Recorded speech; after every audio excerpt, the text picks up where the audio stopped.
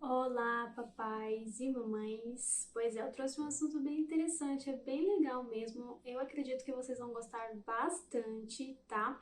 Que é sobre a ordem de nascimento. Pois é, você sabia que ela influencia o seu filho? A ordem que ele nasce pode se influenciar na personalidade dele. E é sobre isso que nós vamos falar no vídeo de hoje.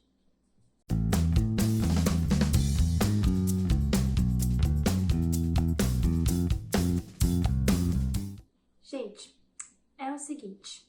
Quando nós nascemos, né? Nascemos ali com uma ordem, né? Existe uma ordem de nascimento, mesmo que você seja filho único. Essa é a sua ordem de nascimento, filho único, tá? E aí tem o filho mais velho, tem o filho mais novo, tem o filho do meio, os filhos únicos, né? E tem aquelas famílias que têm mais de três crianças, tem quatro, cinco filhos, então são vários filhos do meio, às vezes dois que se tornam mais velhos, enfim. Então a gente vai falar sobre todos esses tipos aqui de ordens de nascimento, tá? Para vocês entenderem um pouquinho o que influencia em cada tipo de ordem de nascimento, né? Você ter nascido naquela ordem. Como que isso pode ter influenciado diretamente na sua vida? E é bem interessante porque vocês vão poder se colocar aí no lugar, né? Eu, por exemplo, sou uma filha mais velha. E quando eu comecei a estudar sobre esse assunto, eu realmente vi algumas características que eu posso ter desenvolvido por causa disso, né, de eu ser mais velha. Então é bem legal, bem interessante mesmo, porque você vai poder se autoanalisar e já vai aprender a como ajudar o seu filho, né? Porque o objetivo desse estudo é esse, tá? A gente aprender alguns conceitos sobre a ordem de nascimento para melhorar o nosso entendimento acerca de como as crianças elas se desenvolvem, tá? Baseado nessa ideia da ordem de nascimento, tá bom? Então você vai conseguir melhorar a sua relação com seu filho e ajudá-lo, tá? A melhorar alguns aspectos que por ele ser, por exemplo, um filho mais novo, ele pode estar desenvolvendo. Você vai perceber isso com mais facilidade e vai conseguir ali já redirecionar o seu filho, tá? Para evitar que ele desenvolva algumas coisas que não são tão boas que a ordem de nascimento pode influenciar, tá? Porque as crianças elas podem desenvolver algumas ideias equivocadas a respeito delas, tá?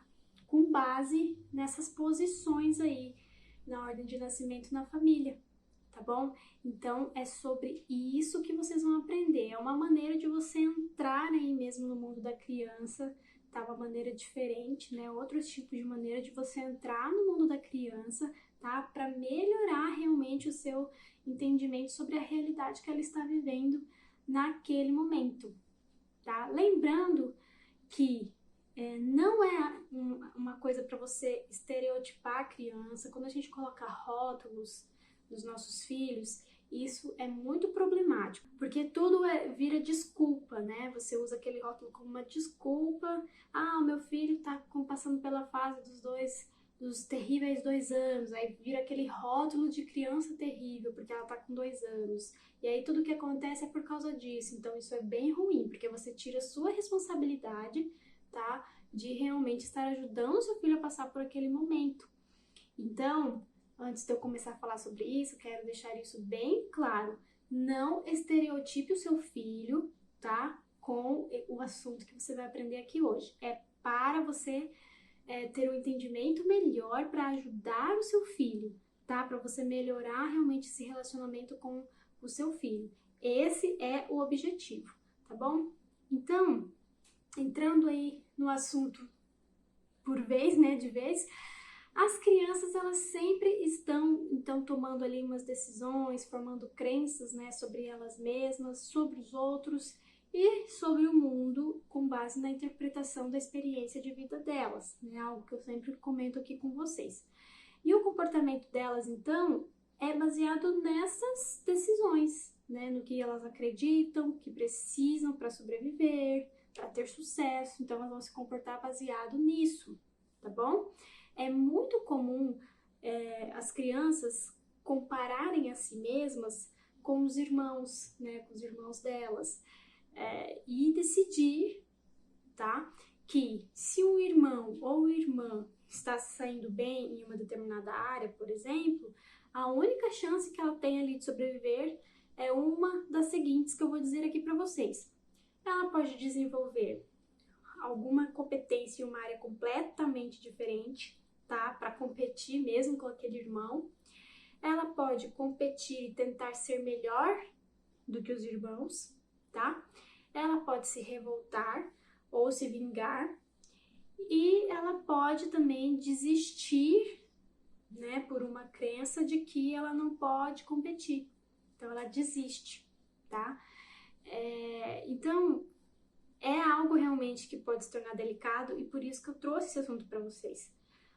Fazer parte de uma família, né, é como estar em uma peça de teatro, né? Então, cada posição ali na ordem de nascimento é como você estar num papel diferente da peça, com características diferentes para cada personagem, entendeu? Então, eu trouxe esse exemplo para vocês conseguirem visualizar como que a ordem de nascimento ela acontece. Então, nesse sentido, se um dos irmãos já ocupou um dos lugares, tá? Por exemplo, o do bom filho, né? Se você tem ali um dos irmãos que já ocupou esse espaço do bom filho, por exemplo, os outros, eles podem sentir que eles precisam encontrar outro papel para interpretar, entenderam?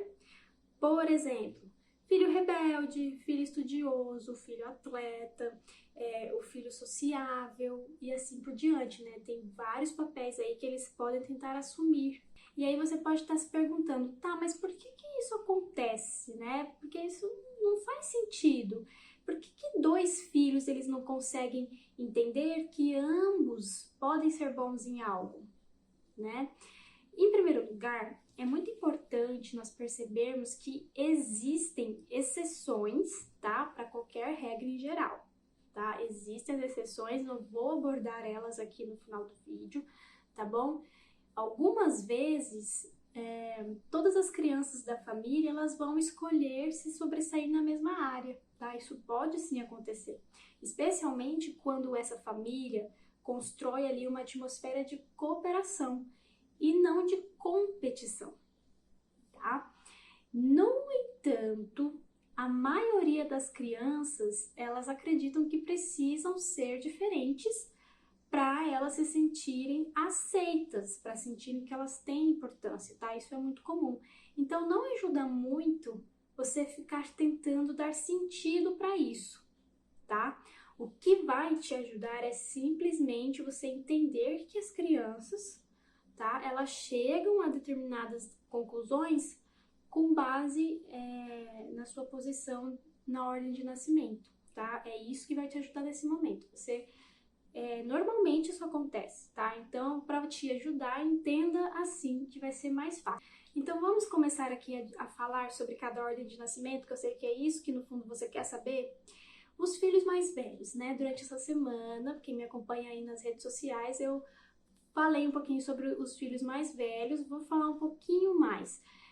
As semelhanças, tá? Mais previsíveis, elas são verificadas entre os filhos mais velhos porque é a posição que apresenta menos variável. Então, se eu tenho um filho mais velho e eu tenho uma amiga que também tem um filho mais velho, pode ser que eles sejam muito parecidos. Então, é o tipo de ordem de nascimento que não muda muito. Eles acabam sendo muito parecidos. Por exemplo, existem muitas maneiras de ser o filho do meio, tá? Como, por exemplo, o do meio entre 3, ou um do meio entre 7, por exemplo, tá? Já o filho mais velho, não, ele é o filho mais velho e acabou. Por isso que é menos variáveis aí quando a gente fala sobre os filhos mais velhos. Os filhos mais novos, eles têm quase tantas semelhanças previsíveis quanto os mais velhos, porque eles vão sempre ser os mais novos, entende? E os filhos únicos, tá? Já fazendo esse resumão para vocês, eles vão ser mais parecidos com os primogênitos, né? Que são os mais velhos, ou com os caçulas, tá bom? Dependendo de eles serem mimados, né? Como um caçula, ou se lhes for dada mais responsabilidade como o filho mais velho, né, como um primogênito, que é o que acaba acontecendo. Porém, lembrando aqui para vocês que não são todos os filhos mais velhos que vão chegar exatamente às mesmas conclusões ou vão ser exatamente iguais, tá? Isso pode acontecer. E isso também vale para as outras ordens de nascimento, os filhos do meio, os filhos únicos, tá? Os filhos mais novos. Então, nós somos todos únicos. Nós temos nossas diferenças, temos as nossas semelhanças, mas aqueles que têm a mesma ordem de nascimento, normalmente eles adotam algumas características muito parecidas, algumas características similares mesmo, tá? Que é o que eu vou trazer para vocês. Se você parar para pensar, pensa agora em alguém, antes de eu continuar aqui falando, que eu vou entrar agora diretamente nas características, imagina aí um filho mais velho, se você for, pense em você mesmo, se compara aí com seus irmãos, ou em alguém que você conhece, só para te ajudar a visualizar isso daqui, tá? O filho mais velho é um dos mais fáceis para a gente descrever. Ele pode possuir aí várias características, tá? Não quer dizer que ele vai assumir todas, tá bom? Mas ele pode assumir várias. Por exemplo, ele pode ser um filho responsável, ele pode acabar se tornando líder, ele pode acabar sendo mandão, tá? Ainda que esse mandão pense que os outros eles devem fazer o seu melhor para o próprio bem deles, tá? Então, às vezes, é esse tipo de mandão, tá bom? Ele pode ser um filho perfeccionista, pode ser uma criança um pouco mais crítica dela mesma e dos outros, tá? Conformista, organizado, competitivo, é muito comum também, independente, relutante em correr riscos, é uma característica que o filho mais velho pode ter, e também conservador, que é uma outra característica muito comum, que eu vejo muito entre filhos mais velhos. Inclusive, sou casada com o filho mais velho. Então, eu e eles temos muitas características parecidas e às vezes isso pode até ser um pouco difícil, né? Porque você fica naquela competição. Então, você tem que saber lidar com isso. Isso influencia também no casamento. Então, olha quantas características que um filho mais velho ele pode ter, tá? As crianças mais velhas, né, elas são as que nascem primeiro. Então, elas sempre adotam essa interpretação, elas podem adotar essa interpretação equivocada de que elas devem ser as primeiras, tá? Ou as melhores, para que elas sejam importantes diante de nós. Então, isso pode ser manifestado de várias maneiras diferentes, tá bom? Como eu disse para vocês. Para alguns, tá? Pode parecer importante, por exemplo, que todo o trabalho da escola seja feito antes, tá? Ainda que esteja mal feito. Então, uns podem acabar fazendo assim. E outros, eles podem ser os últimos a terminar porque eles demoraram para poder entregar o melhor, fazendo o melhor deles. Então, são várias maneiras, tá? Que pode aí desenvolver no filho mais velho. Então, vamos falar agora dos filhos mais novos? Dos filhos mais novos, os caçulinhas, eu tenho bastante coisa aqui para dizer, viu? A primeira característica que nós pensamos para descrever as crianças mais novas, qual que vem na sua cabeça aí? Mimada. Pois é. Muitas crianças mais novas, infelizmente, elas são mimadas, tanto pelos pais quanto pelos próprios irmãos. Vocês já viram isso acontecer? Isso é muito comum. E isso facilita, tá, que elas adotem essa interpretação equivocada de que elas devem manipular os outros a favor delas, tá? Para que elas sejam importantes. Isso é bem ruim, viu, pessoal? Então, os filhos mais novos, geralmente, eles são muito habilidosos, tá? Em usar aí o charme que eles têm para inspirar os outros a fazer algo por eles, tá? Então, muitas vezes eles também são criativos, divertidos, tá? E muito dessa criatividade, energia, essa inteligência que eles possuem acaba sendo canalizada né, para que eles se sintam importantes por meio de charme e manipulação. Então é algo que acaba sendo ali menosprezado, né, porque eles acabam desenvolvendo de uma maneira ruim todas essas qualidades que normalmente os filhos mais novos possuem. Canaliza tudo por meio de manipulação. Então é algo que não está sendo realmente bem desenvolvido como deveria. Então, geralmente, os filhos mais novos, eles são colocados numa posição confusa, né? De que eles são os preferidos dos pais e são os rejeitados pelos irmãos, né? Isso pode acontecer. E o maior perigo para uma criança que foi mimada é que ela normalmente interpreta a vida como injusta, tá? Sempre que não estão cuidando dela da maneira como ela espera, né? Ou quando não estão dando o que ela quer, o que elas querem. Então, elas se sentem magoadas por causa dessas condições injustas, que eles acreditam mas serem injustas, e aí eles pensam que tem o direito do quê? De ter um ataque de birra, de sentir pena dela mesma, ou até de buscar vingança de alguma maneira para machucar, né, a pessoa, que seja destrutiva para os outros. E nisso elas acabam desenvolvendo uma crença. Qual seria essa crença? Eu me sinto amada quando os outros cuidam de mim. E aí vira um problema, porque você vai passar a sua vida inteira tendo que dar uma atenção master para esse filho mais novo. E ele acaba se sentindo incapaz, porque você acaba fazendo demais por ele a vida inteira. Vocês conseguem perceber? Então, os filhos mais novos, eles podem aí ter uma dificuldade de se ajustar na escola, por exemplo, tá? Porque eles podem sentir que a professora não apenas deve lhe dar, né, a mesma atenção que ele recebe em casa, mas também que ela deve aprender com ele. Então, conscientemente, né, eles acabam dizendo assim: professora, por favor, amarra os meus sapatos para mim, né? E lá no subconsciente dele, né, e pelas ações, ele está dizendo assim: enquanto você está fazendo isso, né, por favor, aprende por mim também, né? Então, eu não consigo, me mostra, né? Olha só. Então, com frequência são ali simples exigências, né, que eles fazem, que significa o quê? Faça isso por mim. Então, aí mora um perigo muito grande para quem é o filho mais novo, tá? Fazer demais por eles. As crianças, elas podem, por exemplo, ali desde os 2 ou 3 anos, se vestir sozinhas. Então, se você tiver ali, né, uma roupa fácil para ela, e se você ensinou ela a fazer aquilo, ela pode fazer aquilo.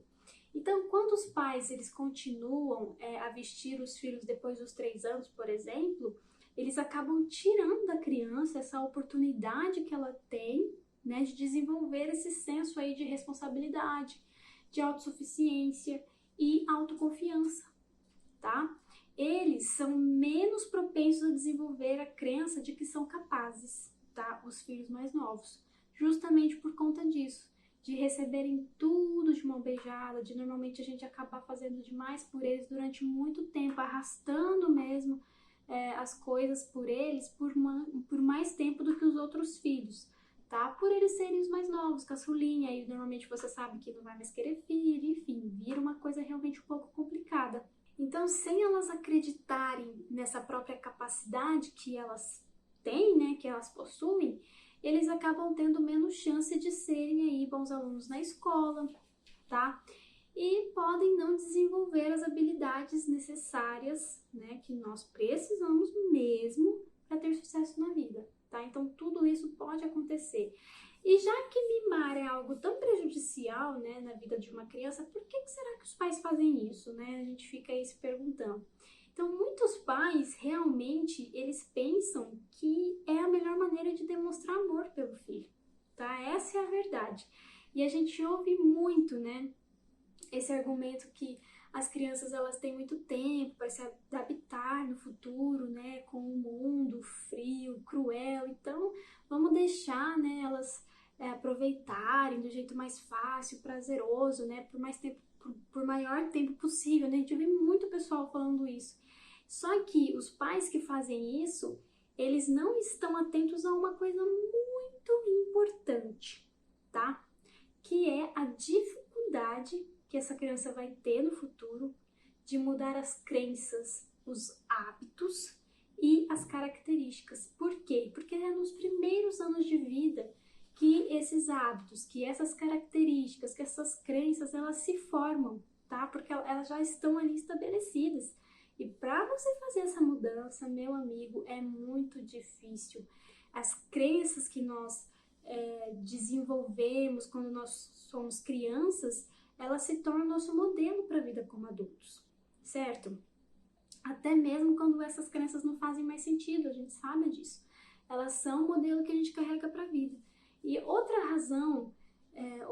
razões, né, que os pais acabam ali mimando muito as crianças são, assim, por ser mais fácil, né, a gente escuta isso, por preencher ali uma necessidade, né, deles serem necessários, por pensarem que é o que os bons pais devem fazer, por exemplo, tá? Querer garantir que os filhos não vão passar ali por uma infância difícil, que eles sentem, né, que um dia eles passaram, não quer que o seu filho passe, ou até por sentir uma pressão, né, por parte da família e de amigos, né? Isso também pode acontecer. Então são N razões pelas quais os pais podem acabar mimando uma criança, tá?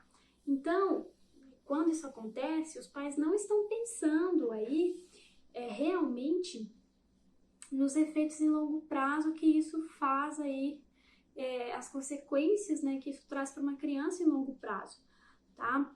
Por quê? Você tira do seu filho a oportunidade dele praticar valiosas habilidades de vida, tá? Só porque eles, né, nós, na verdade, nós, os pais, podemos fazer melhor e com mais facilidade e rapidez, né? Então você quer ali agilizar, você quer fazer as coisas acontecerem e isso tira essa oportunidade que a criança tem de aprender, né, sobre muita coisa importante, como a gente viu aqui. Autoconfiança, autossuficiência, responsabilidade, você vai tirando isso da criança, tá? E isso vai interferir diretamente no futuro. Então, é algo que pode ocorrer com mais facilidade com os filhos mais novos. Claro que, tá, para fechar aqui sobre os filhos mais novos, que realmente é o que a gente acaba comentando mais, alguns filhos mais novos, eles escolhem uma interpretação completamente diferente da vida, tá? E acabam se tornando o quê? Velocistas. Isso também pode acontecer.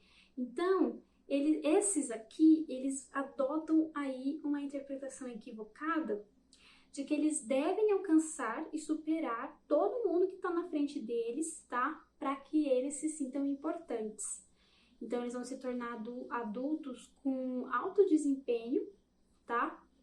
Mas que ainda precisam ali provar a importância deles. Então, eles vão sempre ficar tentando ali correr para tentar se sentir importante. Isso também pode ser desgastante, pode desenvolver problema psicológico naquele adulto, né? Então, são coisas que nós precisamos mensurar, tá bom? Na hora de realmente olhar para os nossos filhos.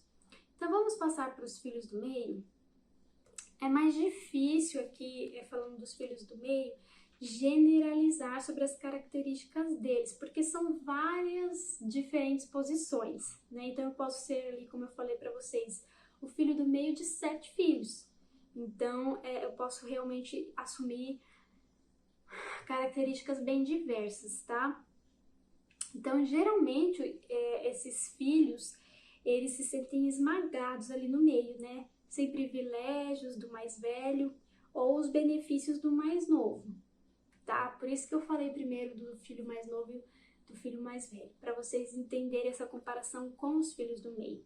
Então, essa sensação que eles têm de esmagamento acaba fornecendo algumas razões para eles adotarem a interpretação equivocada de que eles têm que, de alguma maneira, tá, ser diferentes para que eles sejam importantes.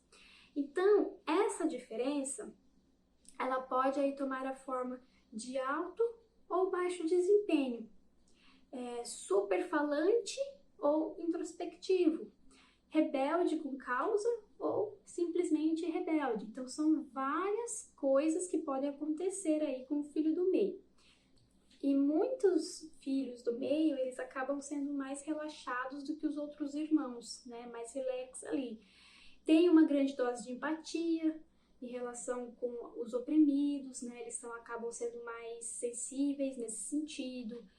Por quê? Porque eles se identificam com essas pessoas, tá? Olha só que interessante. Então, eles acabam sendo bons pacificadores. E aí as pessoas, né, ao redor desses filhos do meio, eles acabam procurando esses filhos, por quê?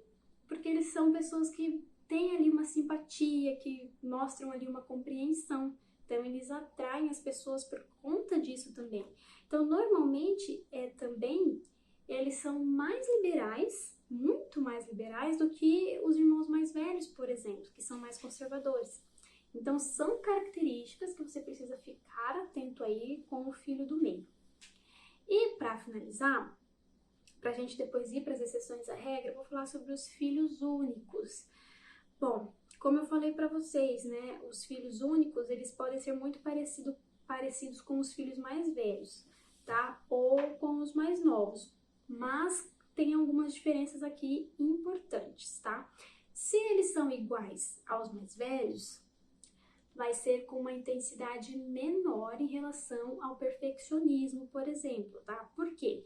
Porque eles não sentiram aquela pressão, né, de alguém vindo em seguida, ameaçando ali a posição dele, tá? Então ele fica um pouco, pode ser que ele fique um pouco perfeccionista, mas não chega ao extremo que o filho mais velho pode chegar, por exemplo, tá?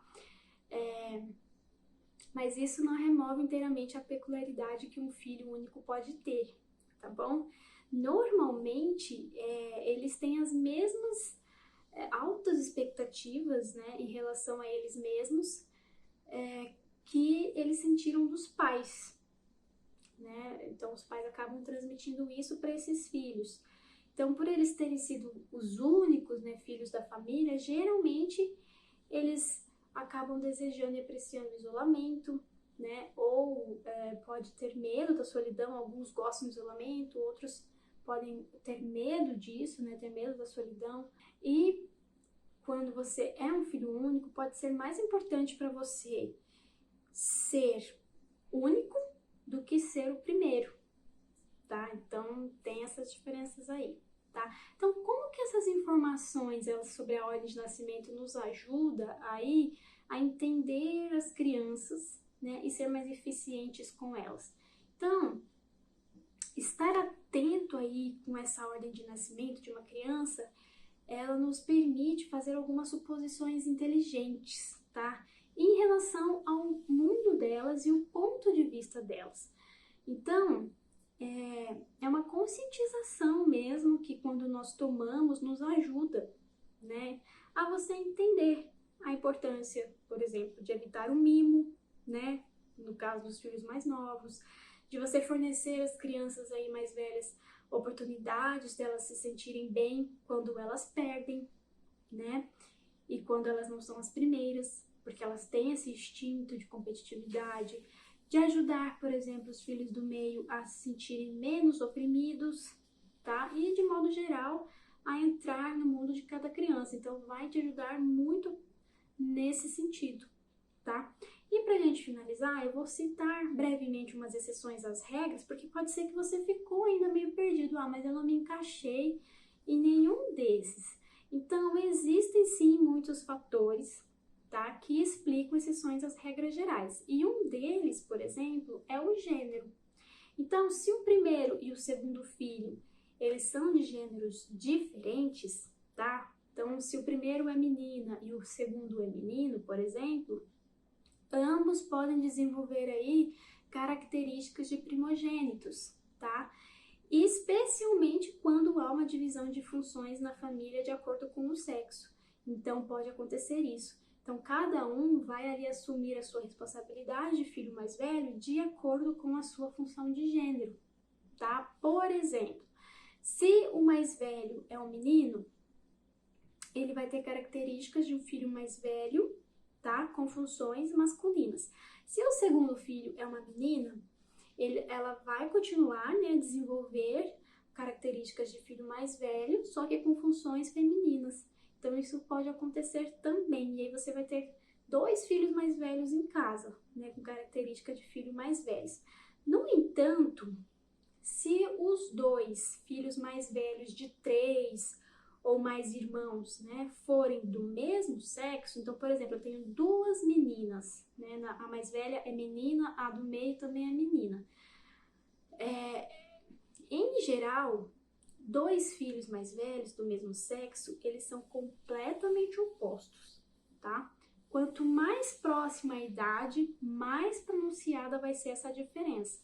Então, isso nos leva à segunda exceção para as regras gerais, tá bom? E isso é bem visível na minha casa, por exemplo. Nós somos em 3, eu sou a mais velha, mas a segunda filha mais velha, que é a do meio, né, também é menina. E nós somos muito diferentes, nós somos bem próximas de idade e somos completamente opostas, muito diferentes mesmo. Então, lá em casa, realmente isso aconteceu. Uma outra exceção para a regra é que algumas vezes as crianças, tá? Elas trocam ali características típicas de posição. Então, por exemplo, um segundo filho, ele pode se tornar uma criança bem ambiciosa, que é aquele que se esforça mais, né, e acaba ultrapassando o primeiro filho.